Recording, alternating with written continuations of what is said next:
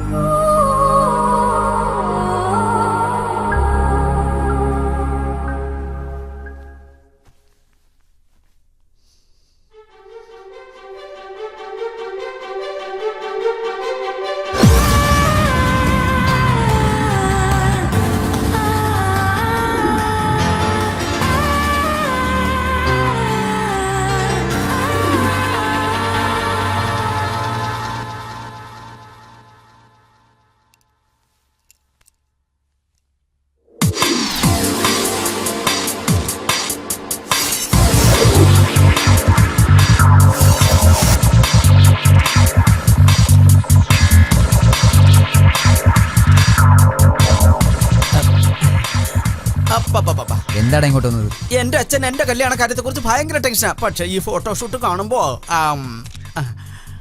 നിന്റെ അച്ഛൻ എത്ര നിർബന്ധിച്ചിട്ട് നിനക്ക് കല്യാണം ആവുന്നില്ല. എനിക്ക് കല്യാണം വേണ്ടെന്ന് പറഞ്ഞിട്ട് നിർബന്ധിച്ച് ബ്ലാക്ക് മെയിൽ ചെയ്ത് കല്യാണം നടത്തി, അതോടെ തീർന്നു. അതിനെന്താ, കല്യാണം കഴിഞ്ഞ് ആദ്യരാത്രിയും കഴിഞ്ഞു, പിന്നെ എന്തിനാടാ ടെൻഷൻ? ഒന്ന് പോടാ. കുതിരയെ തടാകരയിൽ കെട്ടിട്ട് അതിനെ വെള്ളം കുടിപ്പിക്കാൻ പറ്റില്ലല്ലോ. അതായത് രാത്രി ഒന്നും ഇൻട്രസ്റ്റ് ഇല്ലെന്ന് പറഞ്ഞേ കിടന്നങ്ങുറങ്ങി. അതെ, ഞാൻ പറയുന്ന ഒന്ന് കേക്ക്. കഴിഞ്ഞ എല്ലാം കഴിഞ്ഞു, നീ ഫ്ലാഷ് ബാക്ക് വിട്ടേക്കൂ. മൈഥിലിയോടെ നല്ല ഫ്യൂച്ചർ പ്ലാൻ ചെയ്യൂ. അല്ലാതെ ഇങ്ങനെ പോയാൽ ഉള്ളതും പോകും ഇല്ലാത്തതും പോകും, അവസാനം ദുഃഖിക്കേണ്ടി വരും. അവിടെ വെറുതെ ഇരിക്കുന്ന ആ മോഡലില്ലേ, അവളെ പോയി ലൈൻ അടിക്കും. എനിക്ക് ഇവളെയാ ഇഷ്ടം. പിന്നെ പിന്നെ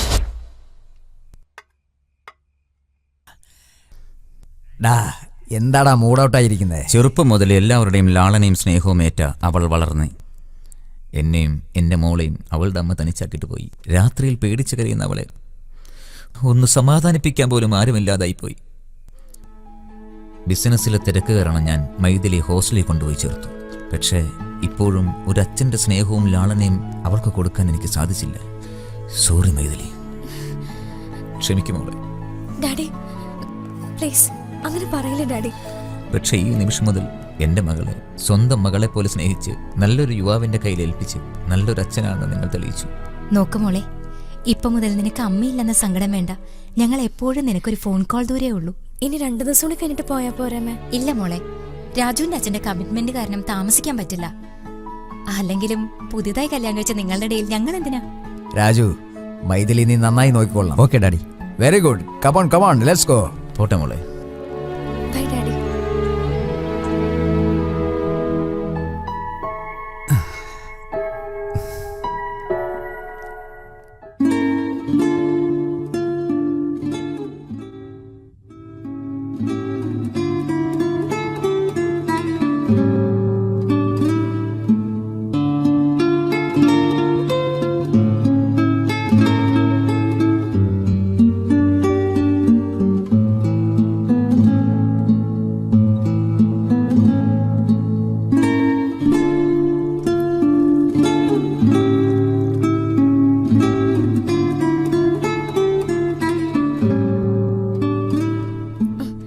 ഗുഡ്.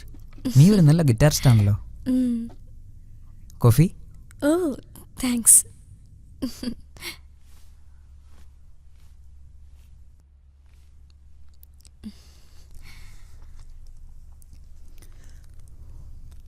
സത്യമായിട്ട് എൻ്റെ മ്യൂസിക് ഇഷ്ടമാണോ അതോ വെറുതെ പറഞ്ഞാണോ? സത്യമായിട്ടും കള്ളത്തരം പറയേണ്ട ആവശ്യം എനിക്കില്ലല്ലോ. നല്ല റിലേഷൻഷിപ്പ് കിട്ടാൻ വേണ്ടി ചിലർ കള്ളം പറയാറുണ്ട്. റിയലി? എൻ്റെ ഡാഡിയുടെ അമ്മയ്ക്ക് ഒരു ഫെയിലുവർ ലവ് സ്റ്റോറി ഉണ്ടെന്ന് അവർ മരിച്ചതിന് ശേഷമാണ് ഞാൻ അറിഞ്ഞത്. പക്ഷെ അത് മനസ്സിൽ വെച്ചുകൊണ്ട് എൻ്റെ മുത്തച്ഛൻ്റെ സുഖത്തിന് വേണ്ടിയാണ് അവർ ജീവിച്ചത്. അതവരുടെ വിധിയായിരുന്നു. അത് കേട്ടപ്പോൾ എനിക്ക് ഒത്തിരി വിഷമം തോന്നി.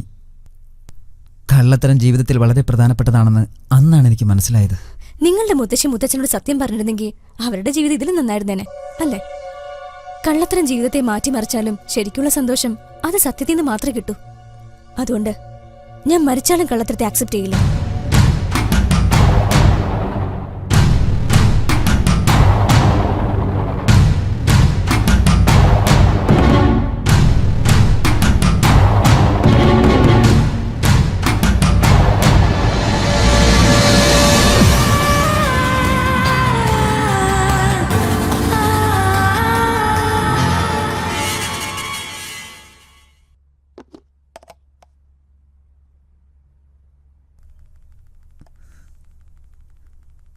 താങ്ക്സ്.